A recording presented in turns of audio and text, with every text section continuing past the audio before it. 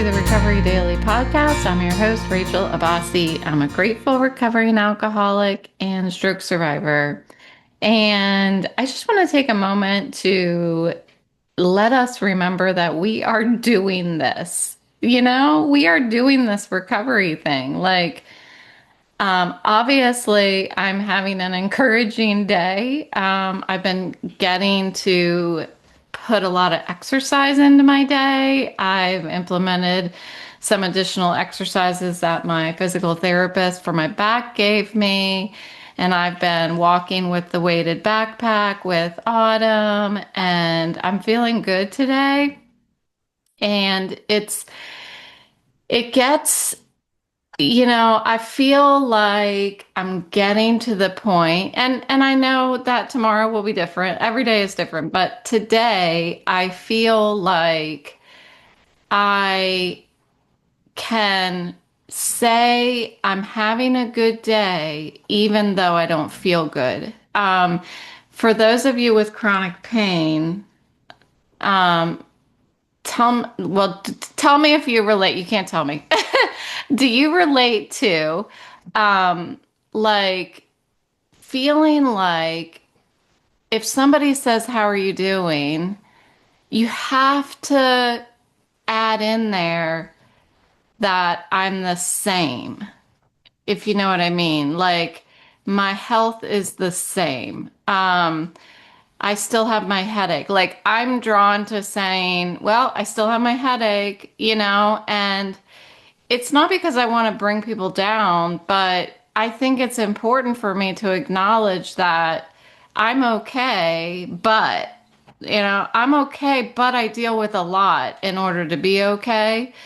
That's just, I don't know. Maybe it's just me. I doubt it's just me because I'm not unique, but, today I feel like I'm truly okay, and I almost wouldn't have to say I'm okay despite, I actually feel like I'm having a good day. So I don't know if that makes sense. I even feel like I might restart the episode, but no, we're gonna keep going. We're gonna keep going.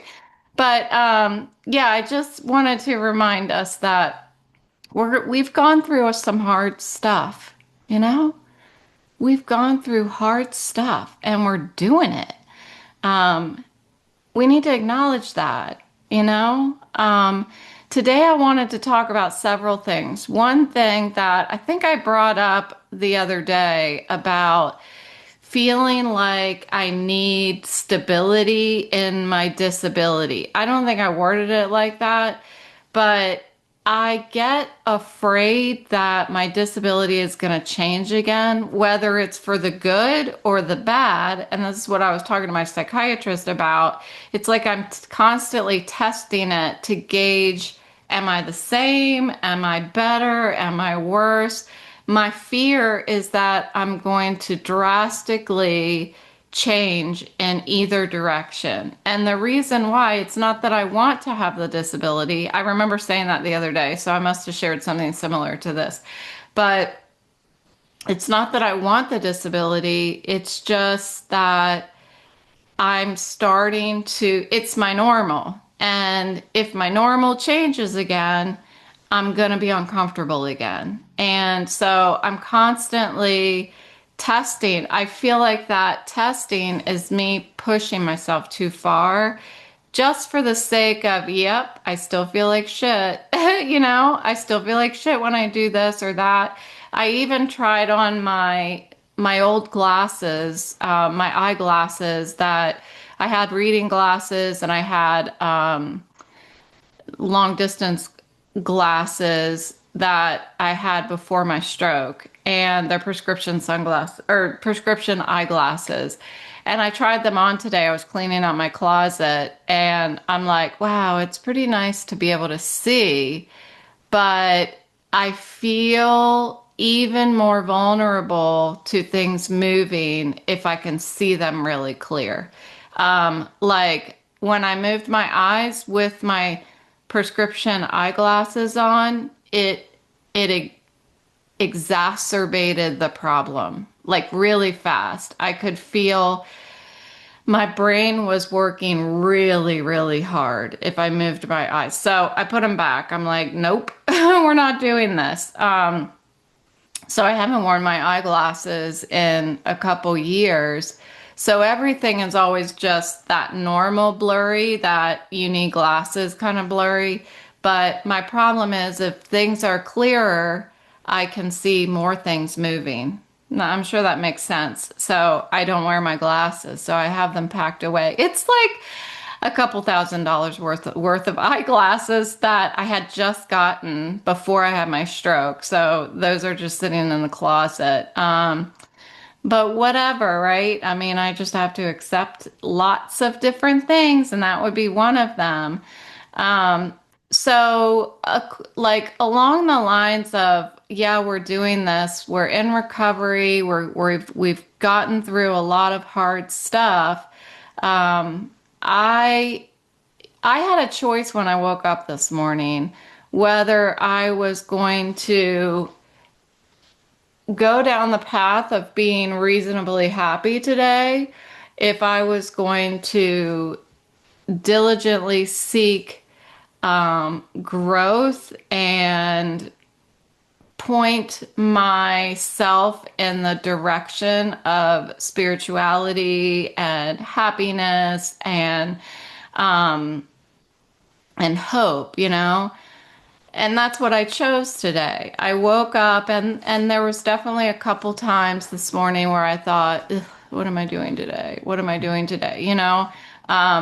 But once my blood started moving a little bit, I was settling back into, okay, you're good. You're good. You know, it's like putting on my workout outfit and I'm like, yeah, let's go. Let's take on the day. And that's exactly what I did. I put on the clothes that I used to run in and I put on my weighted backpack and I took Autumn for a walk and it feels so good to be able to like I can feel the muscles in my back working. I can feel like my heart rate gets up a little more. I love the heat. I love sweating in the heat.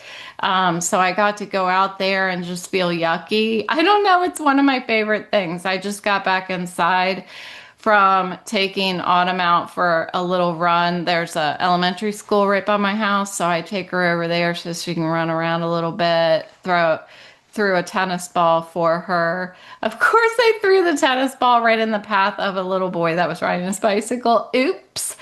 But we got to go out and sweat a little bit. I also have the baby pool set up in the front by the front door because they spray chemicals in the grass around my house. And so I put the little baby pool out so that when the dogs go out and go to the bathroom, when they're coming back in, they can wash their feet off. So I make them walk through the pool to rinse their feet off. So we've been doing that. Boris, he hates the hot weather, obviously. He's too fat for hot weather, but he does love his pool. So we have to limit his exposure to the hot air, but he just loves getting in that freaking pool. It is so cute. I have a couple videos on YouTube showing Boris in his pool. So you can find me, and it's so funny. Okay. So I'm in this like mode where I talked the other day about these serendipitous events that happened the other day. And I'm just like totally into it right now. And it's good because I'm reading this book.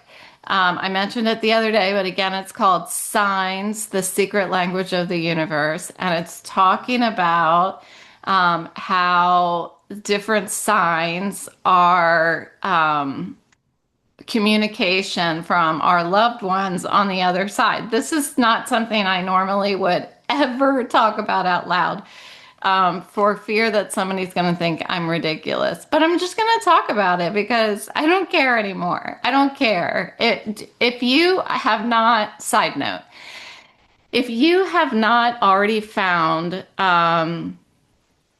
just being Melanie on Instagram, she talks about perimenopause, and every day she has a list of things we don't care about. And so today I'm going to join her and say, I don't care who thinks I'm ridiculous for talking about signs from the other side. I'm going to take a drink real quick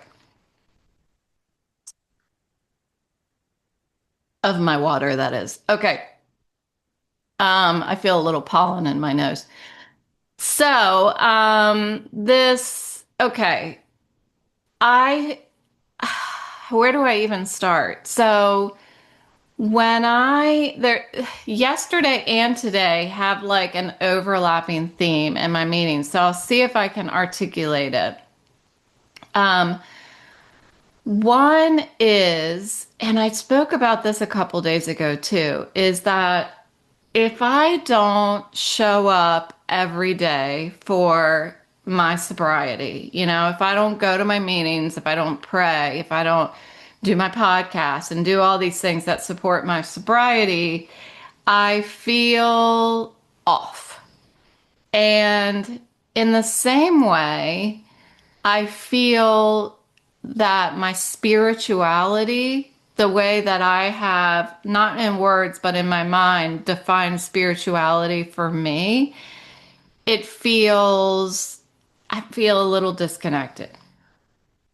So this morning, we were talking about instincts. Well, we were talking about step 4. And what particularly stood out to me this morning was about our instincts. And when I was drinking, I had terrible instincts. My instincts were all based on fear. My instincts we're tr- we're trying to defend.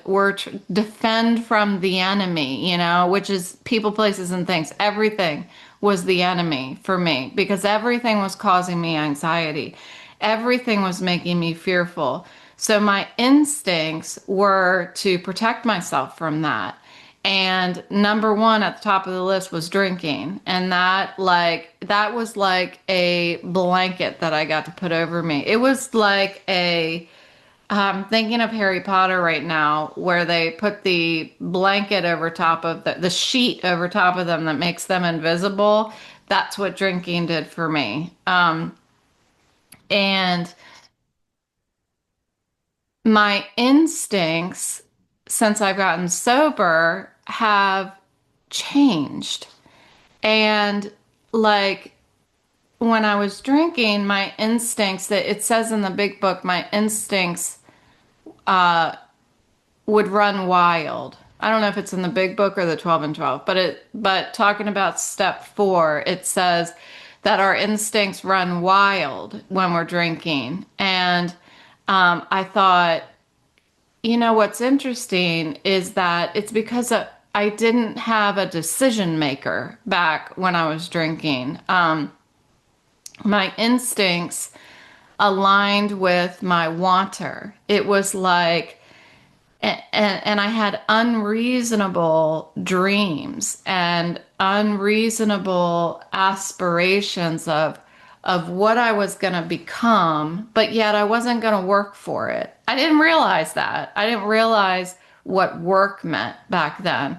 I thought I was working hard, but I wasn't working hard at all. I didn't get it. I was completely blind to what hard work was, and I'm sure that my family gets it. If you're a family member of mine, hi, first of all, if you look back to when I was growing up, I didn't do hard work. I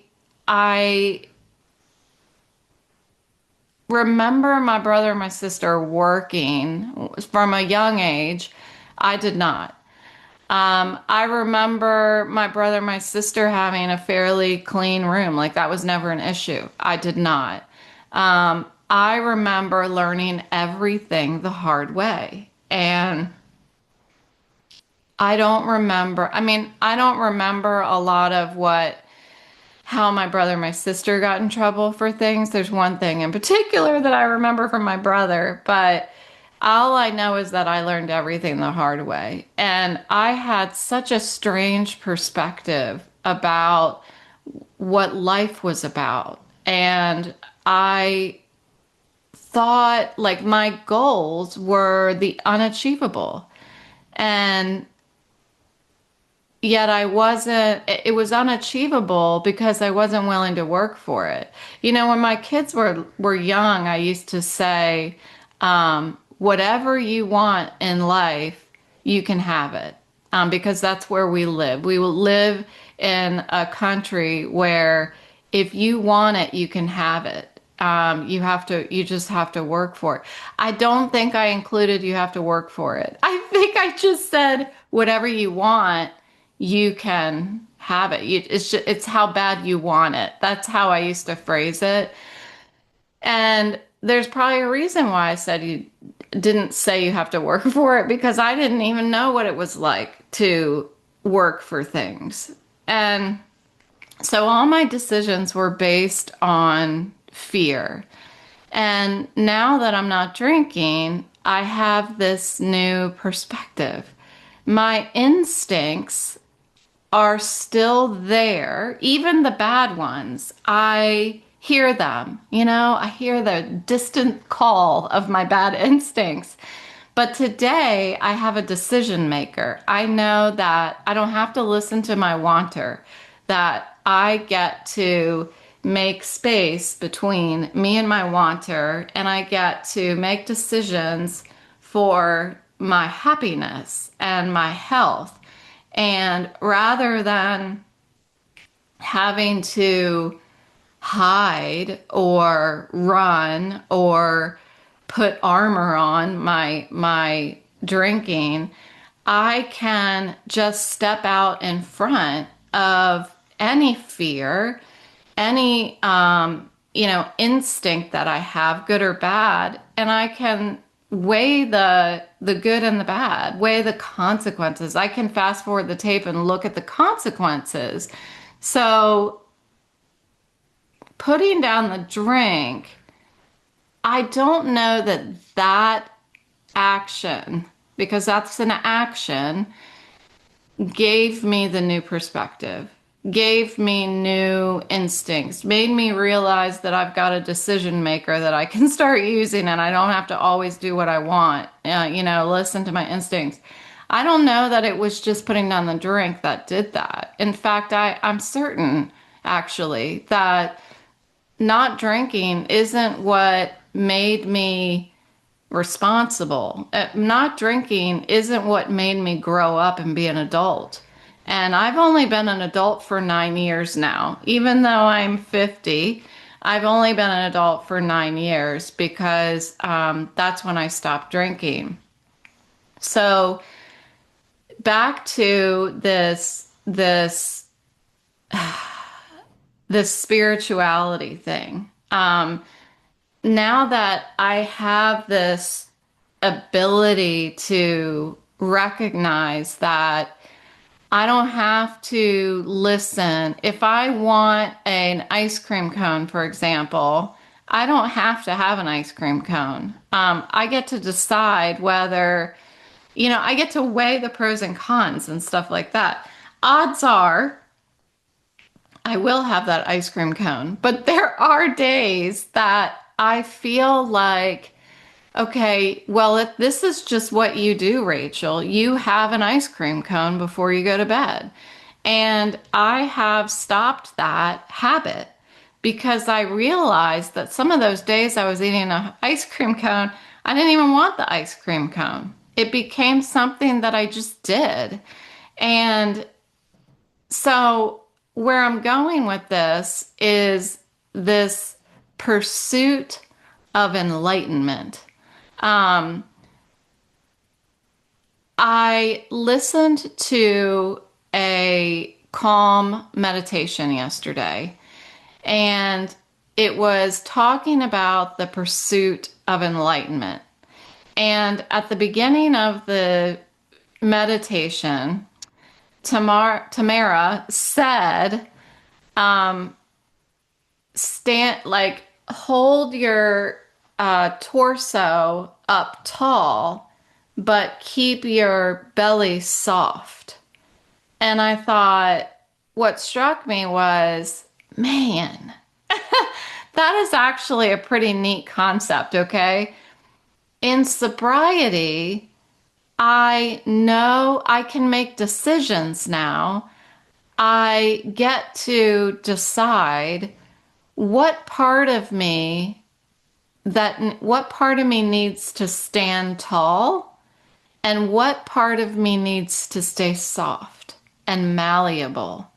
Um, it's really interesting as I've been diving into this whole signs thing because I feel like, and hopefully I'm articulating it well enough. I'm building up to this idea that there is, when I put the drink down, I work the steps and I pursue spirituality. I diligently seek growth in spirituality. And I do that by meditating, by coming, becoming